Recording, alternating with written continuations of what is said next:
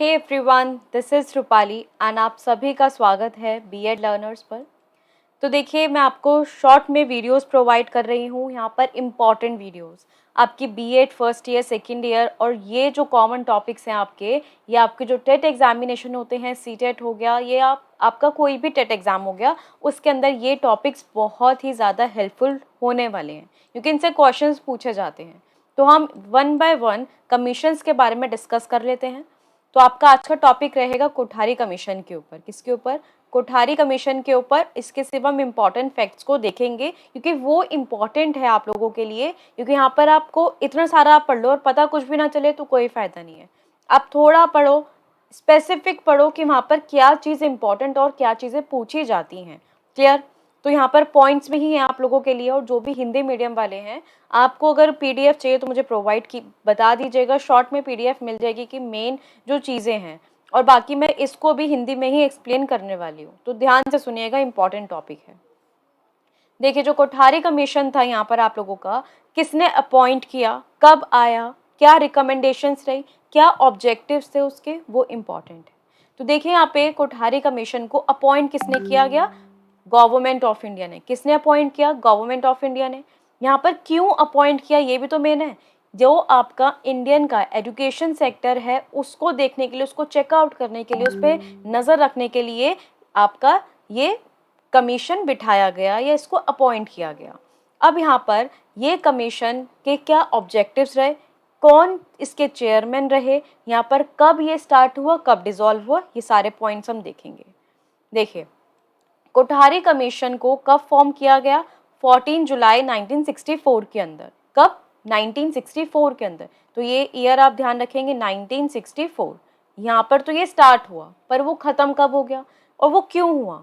तो देखिए यहाँ पर, तो ये ऑन 29 जून 1966 को कोठारी कमीशन क्या हो गया? डिसॉल्व हो गया, और यहाँ पर वो फॉर्म हुआ था। तो यहाँ पर आप क्या लिखोगे? 1964 टू 66 तक, ये 2 साल तक ही चला आपका ये। 14 जुलाई को स्टार्ट हुआ था, 29 जून 66 के अंदर वो डिसॉल्व कर दिया गया। अब देखेंगे कि इसके चेयरमैन कौन थे। जब ये 2 साल तक रहा तो इनके चेयरमैन कौन थे? तो यहाँ पर इनके चेयरमैनशिप किसके अंदर थी? डॉक्टर DDS दौलत सिंह कोठारी थे चेयरमैन इनके। कोठारी कमीशन के पॉइंट पूछ लिया जाता है आप लोगों से। He was then the chairman of, वो तब यहाँ पर UGC, जिसे हम बोलते हैं यूनिवर्सिटी ग्रांट कमीशन, जो यूनिवर्सिटीज़ होती हैं उनको देखती है, उनको हैंडल करती है। तो यहाँ पर उनको भी, वहाँ के भी वो चेयरमैन थे, तो इसलिए इनको कोठारी कमीशन का चेयरमैन बना दिया गया। नेक्स्ट है आपका, Kothari commission was the 6th commission in India. India के अंदर यहाँ पर ये कौन सा कमीशन था? 6th कमीशन था। कब बना? पोस्ट इंडिपेंडेंस के बाद, क्योंकि आपको पता है 47 में इंडिपेंडेंस मिली, तो 64 के अंदर ये कमीशन क्रिएट हुआ, तो पोस्ट इंडिपेंडेंस के बाद ये बना था, और इस 6th कमीशन बोला जाता है इसे। But it was the first commission mandated, ये पहला कमीशन बोला जाता है जो comprehensively deal with the education sector. अब यहाँ आपसे अगर पूछा जाए कि पहला कमीशन कौन था जिन्होंने एजुकेशन सेक्टर के साथ बहुत ही डीप में उसको कॉम्प्रिहेंस किया था, उसको एनालाइज किया था, तो वो कौन था? कोठारी कमीशन था। बट अगर हम ओवरऑल कमीशन की बात करें तो ये 6th कमीशन माना जाता है। क्लियर हुआ? Next, Kothari commission had a core group of 20 members. 20 member का एक ग्रुप था कोठारी कमीशन का। ठीक है। The commission took consultation from a panel of 20 overseas consultant. अब देखिए, जब ये कमीशन फॉर्म किया गया, मेनली किसके लिए किया गया था? एजुकेशन सेक्टर के लिए। तो उसके अंदर यहाँ पर जो भी आपके, जैसे कि US, UK, Japan, France, Sweden, तो यहाँ पे जो कंसल्टेंट थे तो वो यहाँ से लिए भी गए थे। 20 ओवरसीज कंसल्टेंट, अपनी कंट्री के बाहर से भी कंसल्टेंट लिए गए थे, क्योंकि ये जो थे वो एक्सपर्ट थे एजुकेशन सेक्टर के अंदर। ये चीज़ आप ध्यान रखिएगा। अब यहाँ पर क्या बोला गया कि जब इस कमीशन को बनाया गया था तो इनके अंदर यहाँ पर सर्वे किया गया था, जहाँ पर सारे आपकी यूनिवर्सिटीज़ के टीचर हो गए, स्कूल के बेस्ट टीचर्स हो गए, आपके NGOs के आपके जो भी वर्कर्स होते हैं उनको भी लिया गया था कि उनकी रिकमेंडेशन जानने के लिए। तो यहाँ पर देयर वर 19 वर्किंग ग्रुप्स और अ टास्क फोर्स। यहाँ पे कितने वर्किंग ग्रुप थे कोठारी कमीशन के अंदर? 19।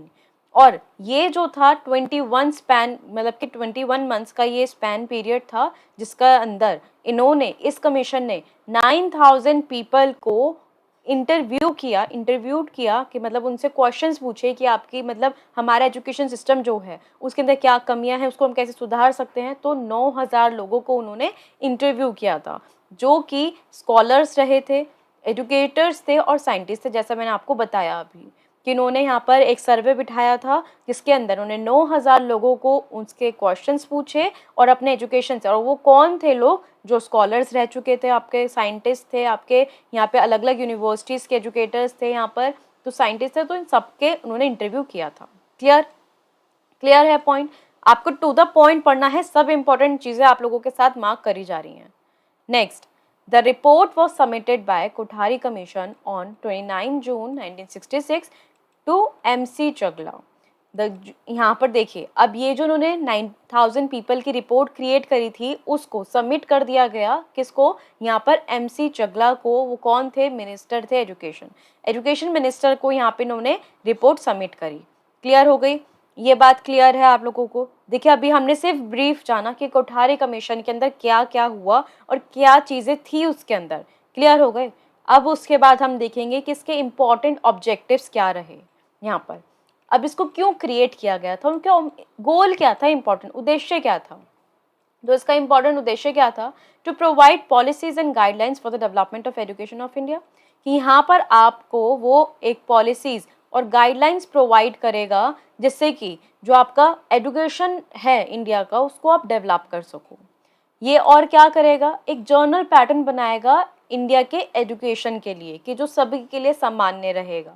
फिर to examine every aspect of Indian education sector, कि सभी एजुकेशन सेक्टर को अच्छे से एग्जामिन करेगा, क्योंकि आपका इंडियन एजुकेशन सेक्टर इम्पॉर्टेंट है, क्योंकि जैसा आप उनको एजुकेशन दोगे वैसे ही आपकी कंट्री की डेवलपमेंट होगी। तो ये इम्पॉर्टेंट है, तो उसको एग्जामिन किया जाएगा हर एक एस्पेक्ट के अंदर। आपको क्लियर है? इतना पॉइंट्स क्लियर?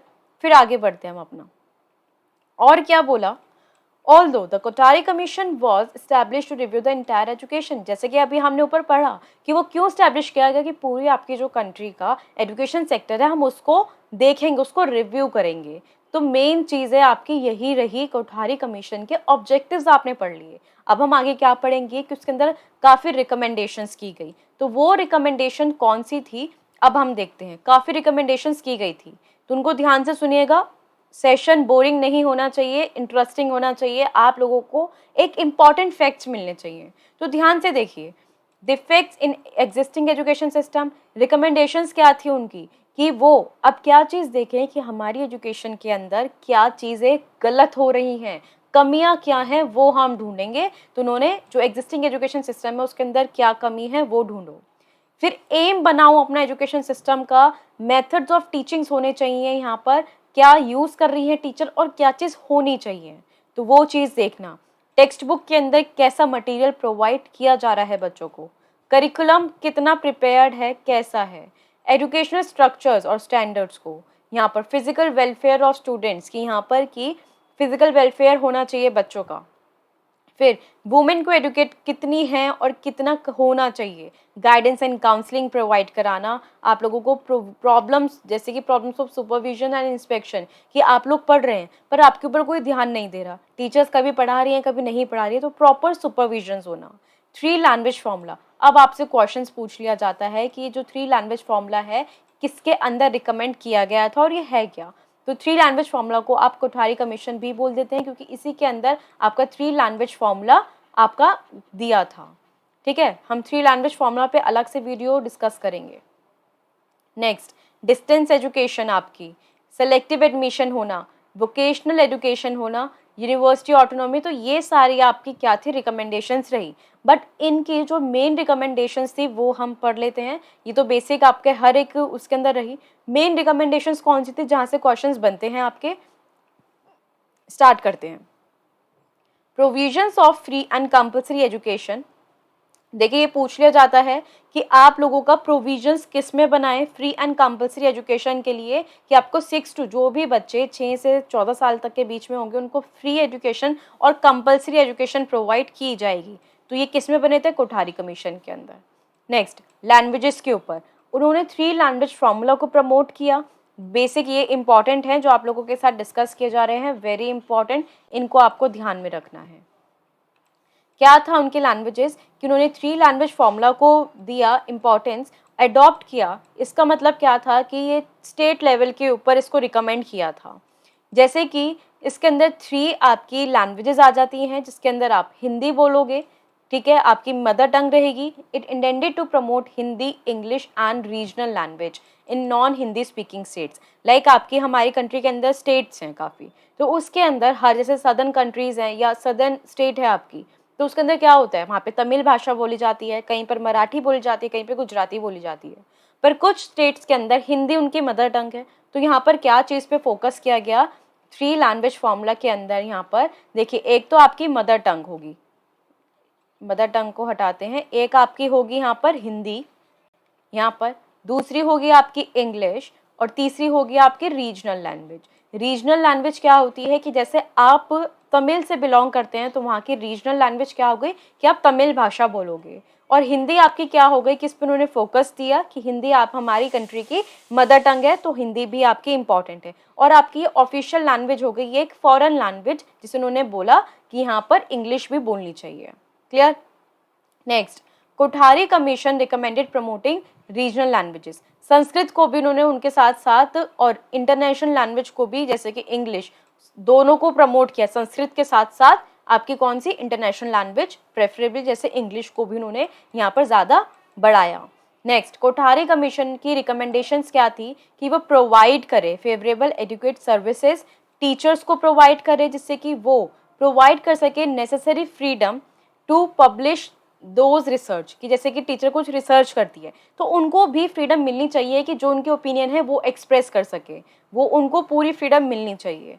नेक्स्ट पॉइंट में क्या बोला कि to promote social justice, the Kothari commission ने क्या फोकस किया था, गर्ल्स एजुकेशन पर। किस पे किया था, यहाँ पर girls, focus on girls education, education of backward classes, education of tribal people and physically mental handicapped children. तो ये उन्होंने सोशल जस्टिस की सभी के लिए इक्वल है, तो कोठारी कमीशन ने फोकस किया आपकी सभी के लिए एजुकेशन इक्वल होनी चाहिए, गर्ल्स एजुकेशन के लिए भी, आपका बैकवर्ड क्लासेस के लिए भी, ट्राइबल पीपल के लिए भी, और आपके जो फिजिकली हैंडीकैप्ड पीपल होते हैं, बच्चे होते हैं, उनके लिए भी। क्लियर हुआ। तो यही था हमारा आज का सेशन। और देख ले इसके आगे कुछ और भी पॉइंट्स हैं, तो आपको अगर बोरिंग ना लग रहा हो तो आगे भी थोड़ा सा इंपॉर्टेंट बता देती हूँ। वैसे हमने इंपॉर्टेंट पढ़ लिया है यहाँ पर। As science and maths are integral part of growth of any nation, क्योंकि जो साइंस, उन्होंने विज्ञान पर और गणित पर ज़्यादा फोकस किया, क्योंकि यही 2 मेन सब्जेक्ट हैं आपके, जो आपकी एक किसी भी नेशन को डेवलप कराने में हेल्प करते हैं। ठीक है, तो ये इंपॉर्टेंटली होने चाहिए आपके। फिर बोला जो कमीशन है वो रिकमेंड करेगी कि आपका इम्प्रूव करे एजुकेशन सिस्टम, आपका बाय रिसर्च, आपके ट्रेनिंग से एडिक्वेट लाइब्रेरीज होनी चाहिए, लेबोरेटरीज होनी चाहिए, तो ये सब चीज़ें इन पे स्पेशल अटेंशन देनी चाहिए। क्लियर हो गया। फिर उन्होंने और उसका, अब देखिए यहाँ पर उनका रिजल्ट क्या निकला, इस कोठारी कमीशन की जो रिकमेंडेशंस हमने ऊपर पढ़ी उसका रिजल्ट क्या रहा, उसका परिणाम क्या रहा कि जो एजुकेशन सिस्टम है नेशनल लेवल पर अलाइन किया जाएगा 10+2+3 पैटर्न के अंदर। इट मीन्स कि यहाँ पे 10th क्लास तक हो गई, फिर 2 साल आपकी जो सेकेंडरी एजुकेशन होती है हायर सेकेंडरी वो हो गई 11-12, और 3 इयर्स की आपकी ग्रेजुएशन हो गई। तो ये पैटर्न था अभी तक हमारी कंट्री के अंदर। फिर यहाँ पर बोला गया one of the most important recommendation क्या थी आपकी कोठारी कमीशन की, नेशनल पॉलिसी ऑन एजुकेशन।